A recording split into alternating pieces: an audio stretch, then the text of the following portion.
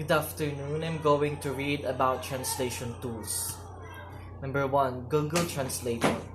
Google Translator is a free translation service that provides instant translation between 64 different languages. It can translate words, sentences, and web pages between any combination of our supported languages. With Google Translator, we hope to make information universally accessible and useful regardless of the language in which it's written. Number 2, the Bing Translator. Digital literacy is crucial for students to learn to be productive in our modern world. With the wealth of information available to students via internet, students need to be able to efficiently find the most relevant information. Bing is not only a powerful search engine, but it provides the necessary tools for students and teachers to quickly access the information they need along with free digital lesson plans and project-based lesson plans. Bing has answer study tools and Bing Bell Ringer to inspire students. Today's educators play a critical role in helping kids become good digital citizens, teach how search engines work, and how to use them. But most teachers don't receive much training in this topic themselves. Over the past 2 years, Bing Research has conducted a series of in-depth interviews, focus groups, and surveys with our over 1,000 K-12 educators and students, resulting in grounding in Close the Gaps for educators. Number 3, the Lingi. Lingi is a web service that provides an online dictionary for a number of language pairs.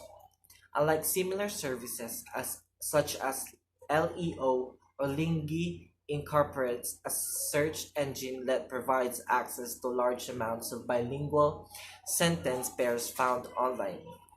As a translation aid, Lingi services like Bubblefish and is more similar in fact function to translation memory. Number 4, WordLens.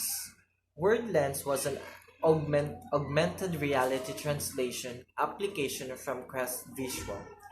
WordLens used the built-in cameras on smartphones and similar devices to quickly scan and identify foreign text, such as that found in a sign or a menu, and then display the words in another language on the device's display. The words were displayed in the original context on the original background, and the translation was performed in real time without connection to the internet. For example, using the viewfinder of a camera to show a shop sign on a smartphone's display would result in a real-time image of the shop sign being displayed, but the words shown on the sign would be the translated word instead of the original foreign words. Number 5, a trained human translator. Human translation involves a trained professional translating content, whether that is in a person or not. Human translators are often native speakers of the target language and also trained in the subject matter of which they are translating. The advantages of human translation typically outweigh the disadvantages, especially in professional settings. When corresponding on an official level, human translation professionals are recommended since context is an extremely important aspect of communication and understanding. Translating web content, marketing copy, or etc. doesn't boil down to a simple word-for-word translation.